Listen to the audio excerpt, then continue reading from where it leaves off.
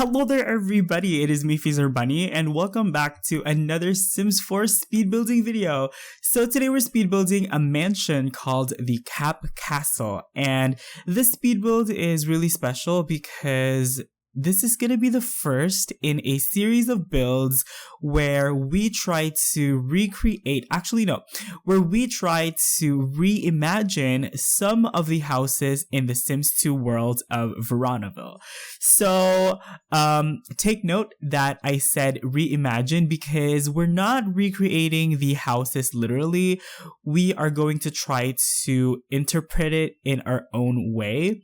So it's going to be a little bit different, and it's still gonna have the same kind of attitude to it, but it's definitely not gonna be 100% exactly the same as it is in The Sims 2, just because The Sims 2 and The Sims 4 are two completely different games, and the way you build in The Sims 2 isn't exactly how you would build in The Sims 4. So, and there's also a lot of innovations and changes as well. So I think that, it would be a great kind of challenge and adventure to try to recreate some of the famous houses in my favorite Sims 2 world, Veronaville. So, in case you guys aren't familiar with Veronaville, Veronaville is one of the 3 original worlds that came with the Sims 2 base game.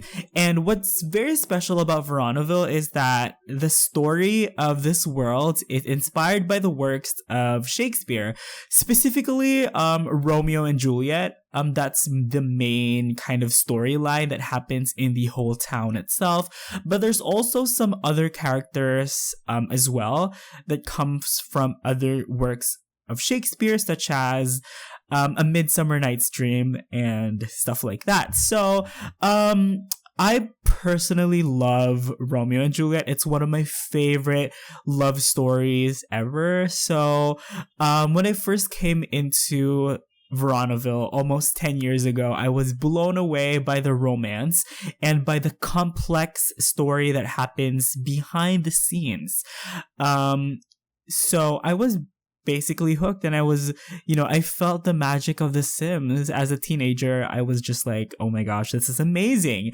So basically, the story of Veronaville is mainly inspired by Romeo and Juliet, where there are 2 conflicting, warring families, namely the Capps and the Montes, which is short for Capulet and Montague. And they basically are warring with each other.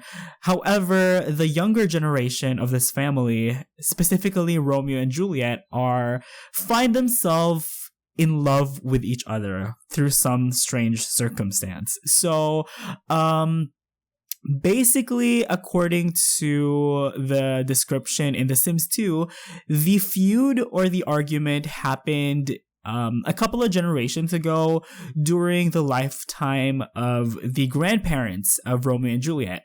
And originally the Capps and the Montes are supposed to be, good relationship with each other. However, there's something happened which isn't necessarily stated clearly. They're not really clear about what happened, but basically, let's see, Patricio, Monty, and consort Capp used to be kind of like business partners. And then something happened that ruined their relationship, and several generations later, they are still fighting. And basically, Veronaville is a neighborhood that's like split into 2. The half of it belongs to the Montes, and the other half of it belongs to Veronaville. And it's so interesting because the other half of it belongs to the Capp. Oh my gosh. I'm losing train of thought. But what's interesting about the geography of Veronaville is that it's so different, even though, realistically it would generally be the same climate and atmosphere. Veronaville is literally split into 2 because there's a river that divides Veronaville, and on one side of the river is this lush kind of like Tudor English themed community, which is mainly lived in by the Capps. And on the other side, we have this kind of like desert, barren, kind of like farming community, which is lived in by the Montes. And I was like, okay, I love how the geography is a reflection of the different kind of ideologies that the two families have. It's really interesting. It's really complex, and I'm just, I definitely did not finish the story. There's no, when you come into it, there's really no actual story to it, but there's certain ways where you can take the story of Romeo and Juliet. You could either decide to make them be together, or just, you can do whatever you want. It's The Sims. But basically, that is the backstory of this whole neighborhood. And it's really, really complicated. And literally 13-year-old me was like, oh my gosh, this is amazing. Hopefully I was able to explain that to you guys clearly. If not, then I apologize, because you guys know that I'm literally the most inconsistent person ever when it comes to my storytelling. I literally have no attention span. I have no attention span. I forget what I'm supposed to say. After a couple of seconds, what am I supposed to be saying again? But yeah.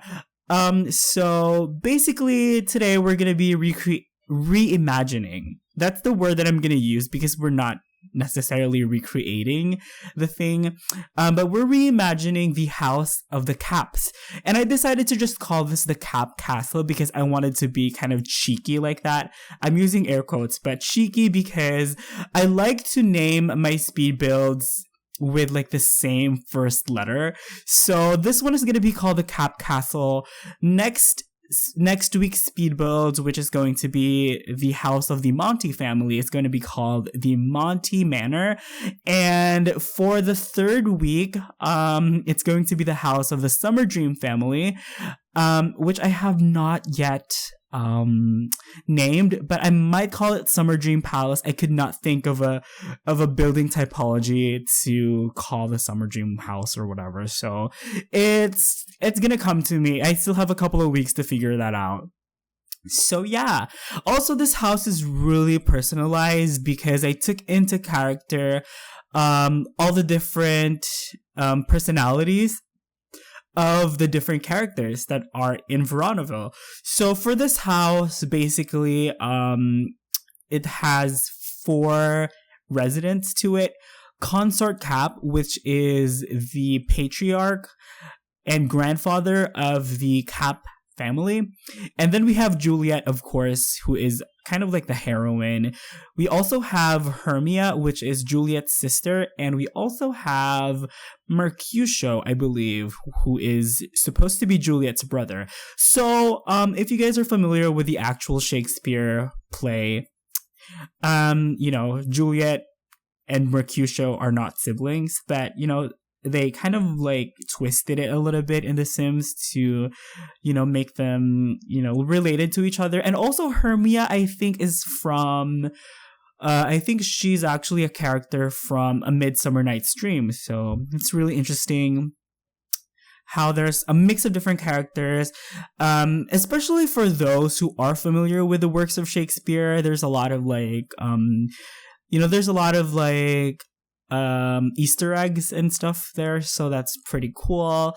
Also, Titania and Oberon from Midsummer Night's Dream also make an appearance in the Summer Dream family. So I pretty much talked through most of the outside, and right now we're working on the kitchen, which is kind of crazy because I tend to ramble, but I felt like I needed to take the time to explain to you guys the backstory behind Veronaville, because it's just so interesting to me. But yeah, for the outside, the main inspiration for it is actually a castle. The main house itself is Tudor style, which is the exact style it is in The Sims 2. However, I did give it a little bit of a twist by adding in some bits and pieces of castle to it.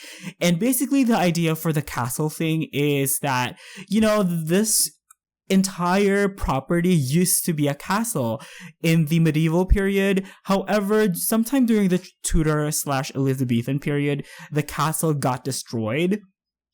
And, for many years, it just lay in ruin. And then the Capp family decided to move back in, and they basically built a Tudor style estate in between the ruins of the castle, if that makes any sense. So that is kind of like the idea for the outside. Maybe what caused the ruin of the castle is the conflict between the Montes and the Capps. Who knows? It's up to you guys to interpret that. But right now we are working on the dining room. So yeah, it's actually a little bit on the smaller side for a dining room for such a big house. By the way, this house has, I believe, 5 bedrooms and 6 bathrooms. But yeah, like I was saying, it's a little bit small for a dining room for such a big house. But I think it works. There's a lot of places to expand if you guys want to have like a larger dining room. But I mean, there's only 4 people who live in this house, and they have more than enough space to to pretty much live. I also went for a traditional kind of layout for this house where each room is kind of like its own separate room, if that makes any sense. It's not an open plan, and I think it was just appropriate to make it more of like a traditional plan or a traditional layout, because it is supposed to be an ancient home. So yeah. You guys will also see that in some rooms there are some kind of like, I'm not sure how to describe it, but there are some kind of like walls, which is archways. There's like these wooden archways. And some of the rooms were actually really difficult to plan, and to do the furniture, because it was quite irregular, like this one, the master bedroom. So it was quite irregularly shaped, so I decided to split the room into multiple parts. And there's this one kind of arcade where it's like a wooden arcade basically, which gives me just a little bit more unity in this space, if that makes any sense. It makes it easier to plan because it makes the room a little bit more of a regular shape. So actually the master bedroom is located on the ground level because Consort Capp is now in his elderly years, and I think it would be the most practical solution to have the master bedroom on the ground level. But there's actually multiple rooms that make up the master bedroom. There is, of course, the sleeping area. There's also like a dressing room, which is actually quite a large dressing room. There's 2 full walk-in closets in the dressing room, and then there's also a very large master bath. And yeah, the master bedroom's actually really elaborate. It's filled with all kinds of furniture, because I was kind of thinking that Consort Capp would probably be retired by now, and he would be spending most of his time in his bedroom. So, he would watch TV, or he would, have breakfast here. So, that's what I put here in like behind this kind of wooden arcade. I've put like a breakfast nook or something, and I thought that was a nice little touch because, he doesn't have to go far to have some breakfast and stuff. So that's pretty cool. And yeah, most of the carpeting for this is red. And there's also a lot of wood, because I was doing research and stuff, and I saw that many Tudor homes actually have a lot of wooden, interiors and stuff. It has a lot of wood on the interior. Also, I'm not sure if I actually included the footage here, but I add a dresser to the kind of like sleeping area itself, because I never used the dressers that came with vintage glamour stuff, but I felt like there's like a lot of space in the sleeping area of the master bedroom. So I was like, you know what? I'm gonna put a dresser because there's like a lot of space. But right now we're furnishing the master bathroom, and it works, all the sinks work. I know that I used a lot of move objects for that, but it's a thing that I do. I don't know why. It's an influence for me by other people, where I put a dining table underneath the double sinks. I don't know why. I just saw other simmers do it, and I'm just like, okay, that looks really cool. Bandwagon. bandwagon much. But yeah, for the master bedroom, for the master bathroom, this is the only bathroom that we actually furnish on camera because this is a really, really large house. And my initial intention for this was to make sure that I didn't have such a long speed build. So I edited some parts out, and then I found out that I had like 40 minutes of footage, and then I seriously contemplated possibly splitting the video into 2 parts.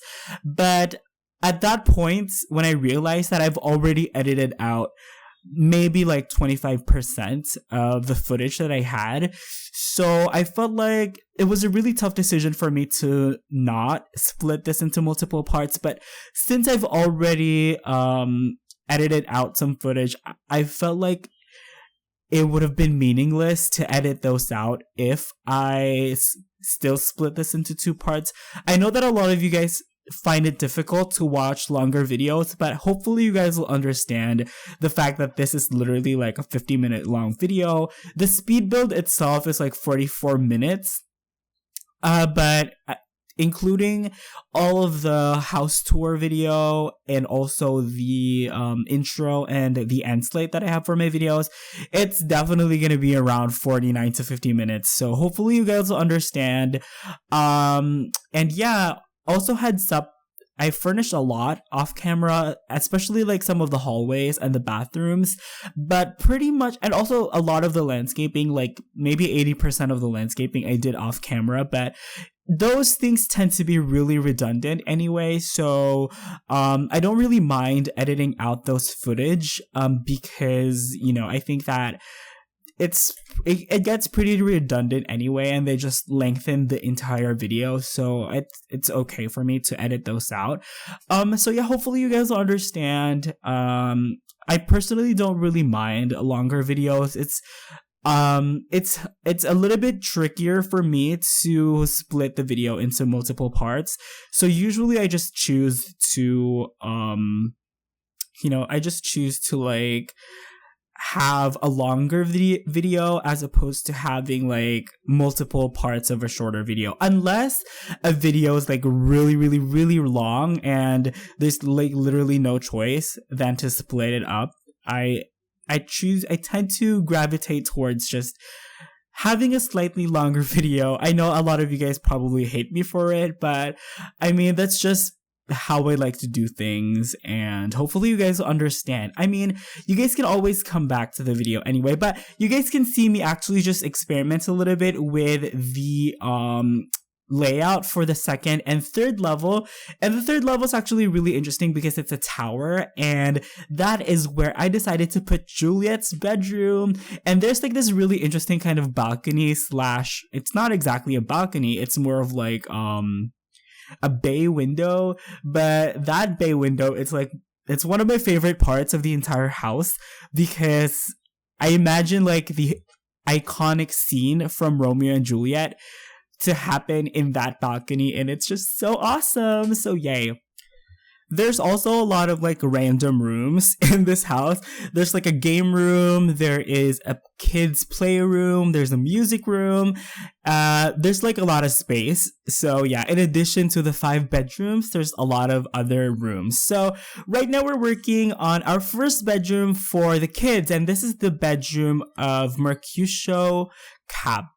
And oh my gosh, holy crap, I just realized that he is in Mercutio. He is Benvolio. No, he's not Benvolio. He's what's his name? Tybalt. I'm so sorry, you guys. For the past like 3 times that I mentioned Mercutio, I actually meant Tybalt. I'm so sorry. I know that somebody's gonna make a big deal out of it in the comments. Well, I corrected myself too late. Nobody's probably watching it at this point. Everybody's gonna comment, I'm wrong. Okay, fine. I don't really care. But I mean, I just tried to correct myself. But yeah, basically, Tybalt is the only son of the Capp family. And growing up with 2 other sisters must have been really difficult for him. And just like his grandfather, he bears a lot of hatred for the Monty family, which is probably like a genetic thing. These guys hate each other and they pass it on to their children or whatever. But yeah, I actually looked at Tybalt's personality and his skills, and Tybalt's actually very athletic. So I made sure to give him his weights there, and I also made sure to put a lot of teen-related stuff in his bedroom as well. Of course, everybody needs to have a computer, and his bedroom's mostly neutral colors, but there are some splashes of like blues that I put all over the place, and also some kind of athletic athletic themed posters and stuff. So yeah, that's pretty cool. I think it says a lot about his personality anyway, so yeah. Right now we're working on Hermia's bedroom, and Hermia, she is the more artistic / intelligent of all the children. Or based on the description that they gave her in The Sims 2. So yeah, she is basically the artist / overachiever of the family. She also hates her brother. She hates Tybalt, which kind of implies that she actually supports Juliet with her love affair with Romeo. So I think there's a really interesting relationship happening there. But being one of the two girls, I feel like she must have been bullied by Tybalt when they were younger, because the description that she has in The Sims 2 specifically says that she does not like her brother. So there must be something that happened between them when they were younger. So yeah. Also, I'm just adding in some more athletic stuff to Tybalt's bedroom, and yeah, I could not decide on what pictures to give them. So basically, Hermia's bedroom, there is an easel here, I'm pretty sure. Yeah, there's an easel where she can paint and just be creative. And of course, she has to have a desk so she can study and stuff. I feel like Hermia is also a little bit of the edgier kind of girl, because in The Sims 2 she has like a pixie cut, and back in 2004 having a pixie cut was a little bit of a bigger deal than how it would have been now. I think she is definitely a little bit more edgy. She's a little bit more kind of punk rock, pop, whatever. So yeah, I think that the bedroom really kind of says a lot about her personality as well. So right now we are working on the girls' playroom, or the kids' playroom, or whatever. Hashtag trying to be politically correct here. Anyway, initially I intended this room to be a gym, but I figured that Tybalt was the only one who would be using the gym anyway. There's really no point in making an entire room for him. But basically the idea for this kids' playroom is that this is where Juliet and Hermia would play when they were kids, and this is where they would have all of their toys. That play thing right there is kind of a nod to Shakespeare, the fact that he writes plays and stuff. But yeah, this is kind of like the room where Juliet and Hermia would have spent most of their childhood in. Nobody probably uses this now because Juliet and Hermia are both teenagers. But, I felt like it was a great kind of extra room to include, just to kind of like flesh out their personalities a little bit more. Also, I think I'll actually add some things to this as well off camera. I'm not sure. I might actually change the layout of that to have some more stuff. I'm not really sure. I'm just thinking about it. So yeah, I felt like that was a nice little touch to add, to kind of like add a more deeper undertone to the girls' relationship. And I really like that, because I never really do any like playrooms and stuff. So I'm really happy that I was able to use a lot of kids items. So yeah. And then right now we are working on the guest bedroom, and this is literally the most boring room ever. I just placed some basic furniture here. I felt like it was definitely necessary to have an extra bedroom for a guest, or maybe a butler. I could see a butler living here, but this is a pretty luxurious room. It's a little bit on the smaller side, but it does have a walk-in closet, and it also has its own bathroom as well. So I think it's pretty cool. It has a TV. All of the rooms in this have a TV actually, so that's a thing. Also, let me just talk a little bit about YouTube for a second.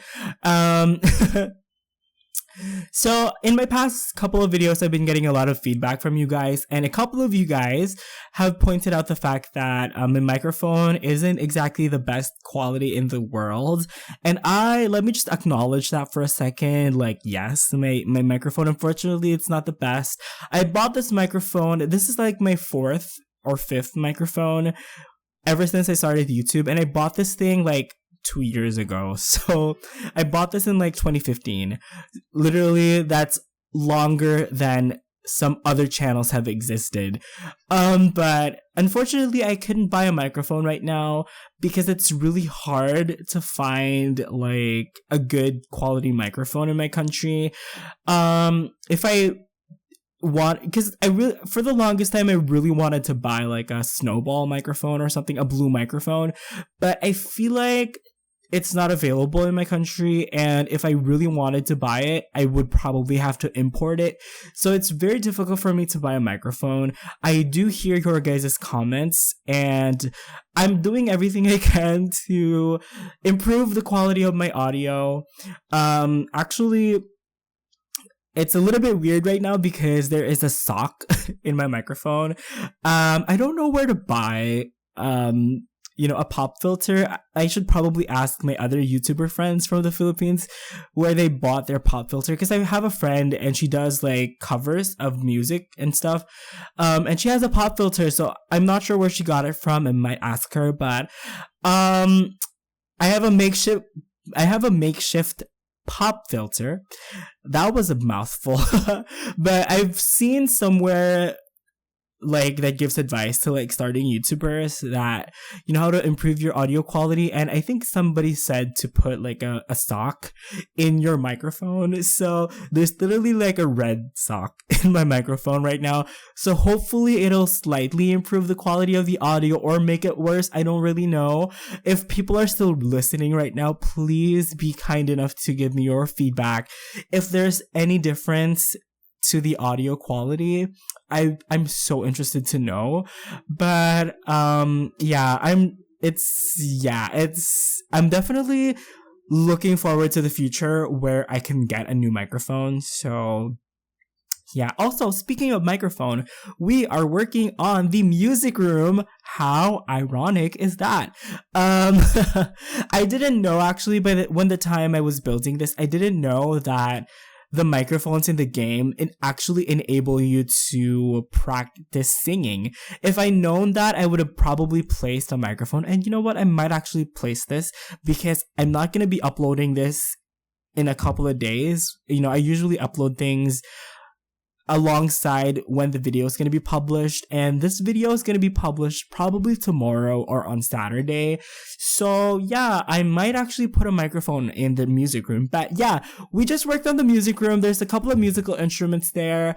There is a grand piano, of course. There is a guitar and a violin, and also a very large stereo or boombox or jukebox or whatever you want to call it. And also a microphone in the future, so watch out for that. Also, these octagonal rooms on the corners, it has 7 sides, I'm not sure. But these octagonal rooms in the corner are actually kind of like cheeky gambling rooms. On the ground level, there is a gambling table, and on the upper level, there is a Jenga table, a llama Jenga table, I think, that came with Get Together. So those rooms are also hidden by a secret bookshelf. So I was like, okay, so if people are gambling, they have to keep it secret, right? To have a reputation. So, that was like a cheeky way for me to incorporate that. And this is also another adult game room, which has a foosball table and another chess set. I think that's the second one in this house. And there is also a dartboard, actually, which I never really used the dartboard, so I'm really happy that I was able to incorporate that. And yes, right now we are finally working on Juliet's bedroom, which is probably the most unique bedroom in the entire house, because because it is the only bedroom on the third level, or the tower, and it just looks so different from the other bedrooms because very little of it is Tudor inspired, except for the window and maybe the wall covering. But yeah, obviously Juliet is the princess of the Capp family, which is unfortunate because Hermia, she's kind of like set aside. She's kind of like pushed aside because everybody's paying attention to her sister.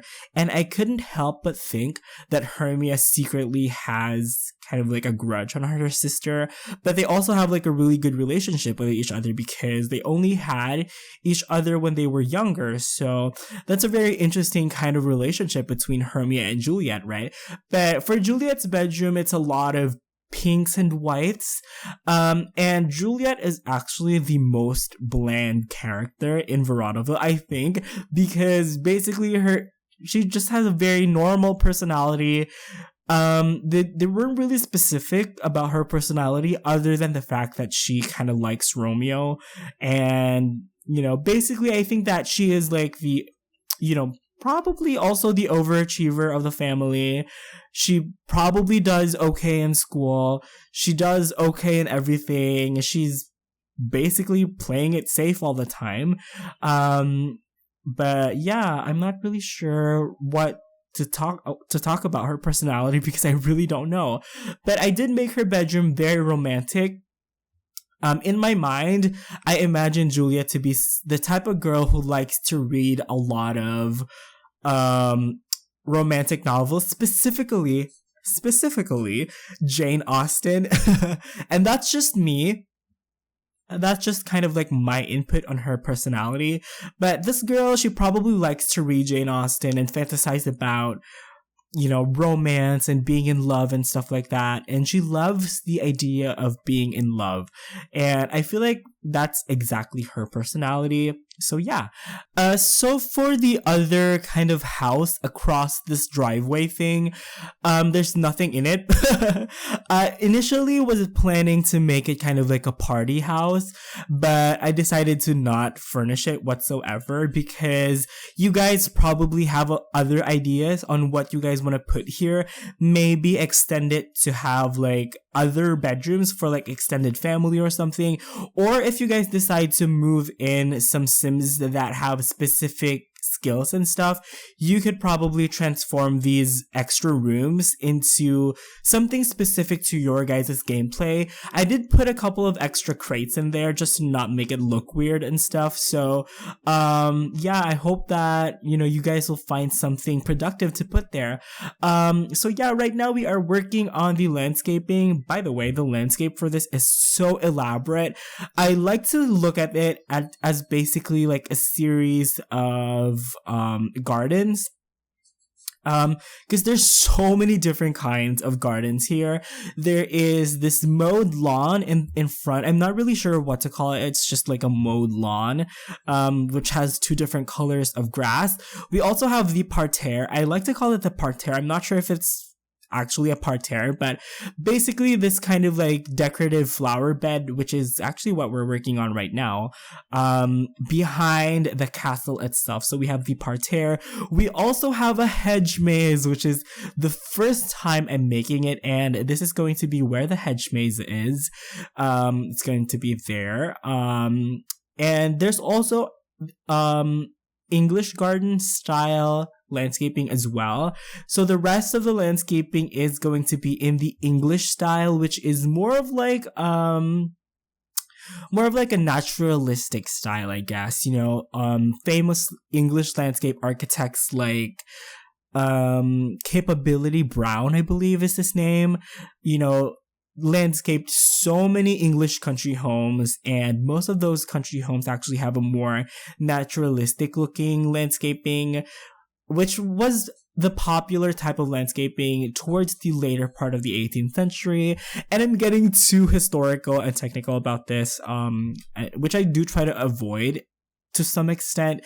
But basically, the fact that the landscaping is so different and so diverse, I wanted it to reflect the antiquity of the house and of the family itself, because, through the years and through the generations, the house has been renovated so many times, and the gardens were also changed so many times that you can kind of see in each part of the garden these centuries that passed by. So, I think the hedge maze probably would have been maybe a 16th, 17th century type, maybe Tudor era. And then the parterre would have been more of like a French influence in the 17th century. And then, of course, the landscaped garden would have been the rest of the garden, which is the English style, probably would have been like around the late Georgian and Regency period. And of course, that kind of like mowed lawn in the front, I imagine it to be like maybe a Victorian or Edwardian edition. Also, you guys probably just saw me place this kind of like mausoleum in the hedge maze itself. And what's interesting about the Capp house in The Sims 2 is that it comes with a graveyard, and basically buried in that graveyard are the ancestors of the Capp family. And the freaking family trees in The Sims 2 are insane. They go back so many generations. It's crazy. But I put two tombstones in the mausoleum in the hedge maze, so just to kind of imply that, we have that continuity. It's not literally a graveyard, but it's kind of like a nod to the fact that in The Sims 2, the Capp house used to have a graveyard. So, that's kind of like my interpretation of it. Like I mentioned earlier, like 80% probably of the landscaping was done off camera. However, this parterre here, I decided to include it because it's literally like one of my favorite parts of the entire house. Actually, I feel like the thumbnail for this is going to show this parterre. I'm not really sure if this could technically be called a parterre, but basically a parterre is like a French style of flower bed where it's like meant to be viewed from a higher level. That's why it tends to be more geometric and stuff. But yeah. But this one, it's more of like a geometric, organic parterre, if that makes any sense. It's not as severe and it's not as strict as the French would do it. But then, this is an English style parterre. That's just what I'm gonna tell myself. So yeah. Lots of flowers, of course. I did look at some reference images on Tudor style gardens on Google just to have an idea, and they basically have this exact same kind of like look. So yeah. And then we're just filling up the gaps here in the middle. I really, really like how this turned out. And by the way, you guys, at night, this thing looks freaking amazing. Like the first time I lit this up at night, I was blown away because the garden looks amazing. And you guys will see the moment where I turn it into night and look how beautiful it is. So yeah. And basically what we're working on now is just the rest of the garden, which will be landscaped off camera. A lot of it will be landscaped off camera, but yeah, it's going to be in the English naturalist style. So yeah, I'm just laying out some pathways here with some gravel that came with outdoor retreat, and also I usually like to include me laying out all the different flower beds as well. So the rest of the flower beds are going to be in the organic style. It's going to be more organic and stuff. So yeah, I also use a lot of evergreens in this build, which is quite unique. I never really use a lot of pine trees, but I felt like they were definitely particularly useful in this build because this is literally a 64 by 64 lot that came in Windenburg, and it's the largest lot. And I feel like the pine trees in the game are particularly large. You know, the evergreens are very big, so they fill up the space really, really well. So I found really good use for them in such a huge lot. I'm in love with what I did with the landscaping, you guys. I'm extra proud of the diverse landscaping, but it also looks very unified as well. You know, it's definitely probably one of my best landscaping works. And of course that parterre is like literally, I love that. And there's the swimming pool over here as well. It's it's a swimming pool. And I decided to actually place it here in the grass because I see a lot of swimming pools just in the middle of like a grassy area or something. Like, you guys got what I mean, but I wanted to kind of like make it surrounded by some nice landscaping. And yeah, pretty much right now we're just laying out the planter beds, and the planter beds are such an unusual shape. They're kind of like, I don't know, they remind me a little bit of like hieroglyphics, or maybe, I don't know, just weird geometric psychedelic shapes and blobs. And they're all gonna be filled with plants eventually. It took me hours and hours to fill those up, but I don't know, the fact that they look kind of like almost hieroglyphic or almost psychedelic kind of implies that the patterns that I used are inspired by like Celtic or Celtic kind of like figures and stuff, which they weren't, honestly. It was just me, just randomly making squiggles and blobs to kind of like make a border with like the big trees and stuff to kind of like frame them nicely. But you know, we can just say that, you know, they're Celtic inspired shapes. I'm sure nobody would argue that. They're just so interesting. The shapes, they're very kind of like weirdly psychedelic, weirdly geometric, but I really like them though. So yeah, they look really nice, and really happy with how they look. Of course the landscaping looks its most beautiful once all of these flower beds are filled in, but you guys can see me fill in some of the flower beds just to give you guys a little bit of an idea on how they're gonna look like in the end. Of course, I'm not gonna do all of the flower beds because that would take me literally forever, but hopefully this gives you guys a little bit of an idea on how the rest of the landscaping is gonna look like. And then in a couple of seconds, we're also going to be throwing in some lounge chairs right next to the swimming pool, just so it has a little bit more of like outdoor activity stuff to it. Lounge chairs and also like an umbrella thing. And a table with an umbrella. So yeah.